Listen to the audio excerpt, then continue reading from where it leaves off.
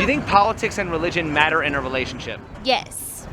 If so, why is it often said not to discuss them on a first date when it seems to be the first thing you'd want to talk about? Because on the first date, you're told to be the very best version of yourself. It's often a bit of a facade. You're putting out, your best foot forward, and you don't want to scare people off or have anybody have the wrong intentions and get into any kind of heated arguments. Religion brings a lot of heated arguments and passion about people, and I think sometimes you just want to keep it lighthearted. Maybe not the first date, but a few after. I feel like it's crucial. I mean, you can't have a relationship with someone if you don't have the same values and views on things. I have to know their values first. We're pretty big Christians, so we got to know their values. So if a person avoids politics or religion on a first date, can you assume they don't want a relationship? Somewhat, because you don't know what they really want, if they want to hook up, if they want to be with you. You just don't know. If a person does bring up politics or religion, can you assume they do want a relationship? Yes, because they want to know your character. They want to know, hey, maybe I want to know if this is the person for me in the future. Well, the church believes in marriage, and the church gears people to think of how to date and how to get married. It's very geared towards doing that. What value does marriage still have in a secular society? For me specifically, I believe it still is religion and is based off of love, of this is the standard that we can be within as Christians or any other religion that you believe in. In the Bible, Eve had the entire Garden of Eden to herself, essentially paradise, yet she still had to have that apple. What can that story teach us about female nature? That they just don't listen. Well, God said that the woman is a weaker vessel. It's in the Bible. And he doesn't mean that to put a woman down in any way. It's just her nature. And that's why the serpent was able to beguile Eve and not Adam. Can we conclude that you can give women the world and they'll never be satisfied and only want what they can't have? Yes. So why should men even bother trying to please women if they're never satisfied? I honestly don't know, because women always want hella shit.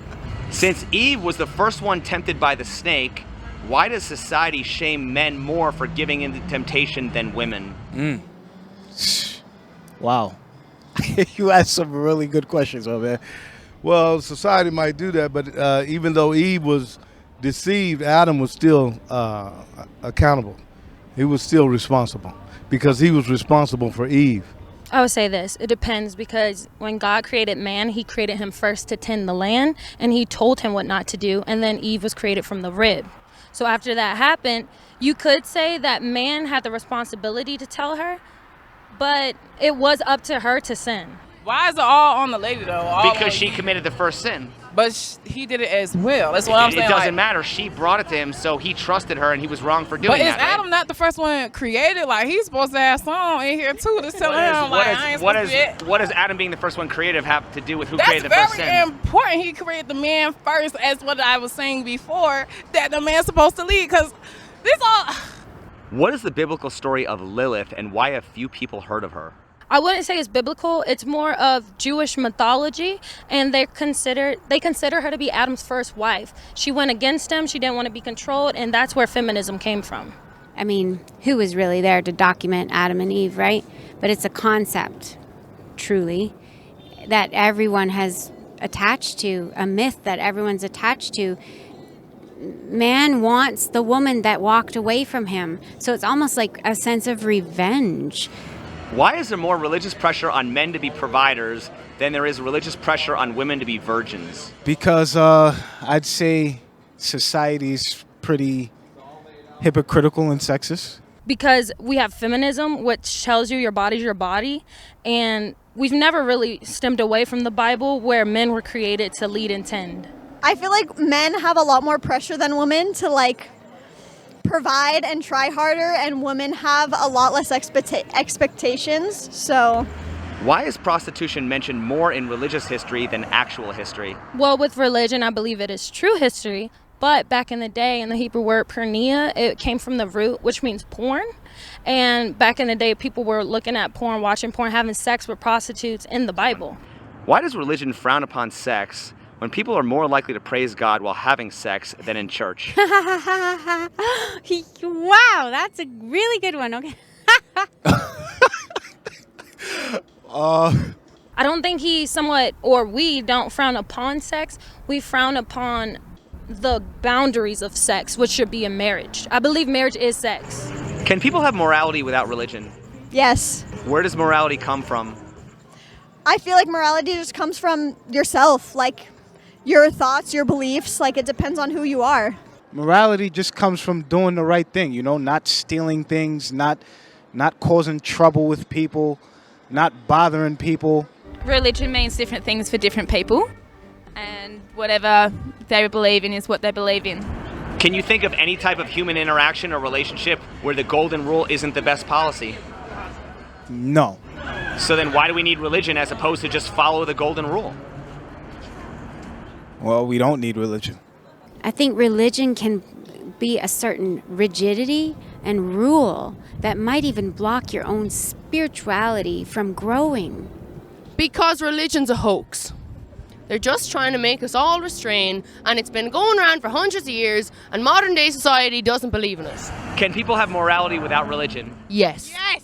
There is. You can make up a religion tomorrow if you wanted to. Clara, preach it. You can make it up. Amen. Religion was made up by people hundreds of years ago, and we just still believe it now. I can make up one tomorrow, and you could all believe it. Are women more likely to believe in things like astrology and crystals than men are, and if so, why? Yes. I feel like women are just more influenced by social media too. Because I find that there's more women on social media, and the more like things like this trend, they just kind of follow it. I suppose so. Couldn't really tell you the reason why, but I enjoy them. I wouldn't say like I'm really into it, but I enjoy them if men are into that. I think women are more in touch with their feelings, which is linked to zodiacs. When you are born has nothing to do with who you are as a person, in my opinion, because who you are more so has to do with the people you hang around with, the atmosphere you grew up in, things like that, who raised you as a child. That's more so what has to do with who you are as a person. Women are delusional. That's why. And they have to hold on to something like false hope, and that's astrology. They want to know everything, and if they don't have answers, they'll find answers somewhere else. Exactly. Men are supposed to focus more on the material world and providing, and the women's supposed to go way out there and be really spaced out about it. There's this expectancy, and yet there's a condemnation around it at the same time. Are women more likely to believe in astrology or believe in God? God. I think God. What do you think? I don't even think... My generation, astrology for sure. So isn't it really just one religion replacing another? Yeah, pretty much. But, instead of a god, we believe in the stars. Religion is based on having a creator. Astrology, I would say, I do astrology. I was in it, but honestly, it's demonic. So it depends on what creator you're looking to. Why do so many men think women were put on this earth to serve them, cook, clean, and pump out babies? Well, to a degree, that is true. That depends, because woman was created from a man's rib to be a helpmeet, and we are women, which means we have a womb of a man. So we were made for that, but we're more than that. Why do so many women think men were put on this earth to serve them, risk their lives, open doors, and pay for stuff? To a degree, that can be true. I would say it's a society, social media, but back in the day when God created Adam, he was made to tend land and to help her and protect women. Why should men serve women if women don't want to consider serving men? They shouldn't. If you go by the Bible, Eve was considered to be a helpmate. So if anyone was put here to serve, wouldn't it be women? Yes. Are they doing that? No. At least a majority are not. What's more attractive, liberal or conservative men, and why? I believe conservative for me specifically because they're just traditional and biblical. What's the difference between liberal women shaming men for being toxically masculine and conservative women shaming men for not being masculine enough? The difference is with liberal women, again, it can come from the spirit of Lilith, where it's more feminist. So they just want to talk about you, make you feel bad. Whereas when it comes to conservative, they're just trying to get you to basically be led where you need to go. Not saying that that's okay, but they're just trying to put a boundary on you. For some reason, this day and age, it's not okay to be masculine. And I definitely agree. If a woman is saying a man is not masculine enough, he probably isn't. Because a man should be masculine, you know what I'm saying?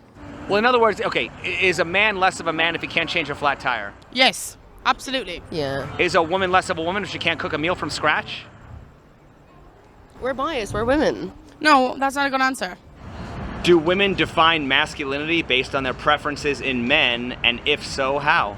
Yes, they do. Because, like I said before, it goes by conditions. Like, for example, a woman would say something like, a real man would pay for my dinner. That has nothing to do with being masculine. Wouldn't that equate modern misandry to feminism and traditional misandry to chivalry? Yes. Don't both place women at a status above men? Yes. So just because you're anti-feminist, does that mean you're pro-men? No. Do you believe we're in a transitional phase between women being old-fashioned and being independent? Yes, we're already there. If so, what are we transitioning to? Feminism. I hope we're transitioning to women and men being equal. We're transitioning into a lot of women being cat ladies. Why would there be any incentive for women to change when they can currently pick and choose the best of both worlds? We don't do that. That's a sexist view to think that we pick and choose. Do you think a woman would be welcomed at a woman's march if she's pro-life or has traditional values? Nope. So do feminists really care Not about all nowadays. women or just the women who agree with them? Feminists do not care about women. So is it really about women's choice? No, because it's not allowing each individual woman to decide for herself. It's not respecting each individual woman. It's conforming to a propaganda.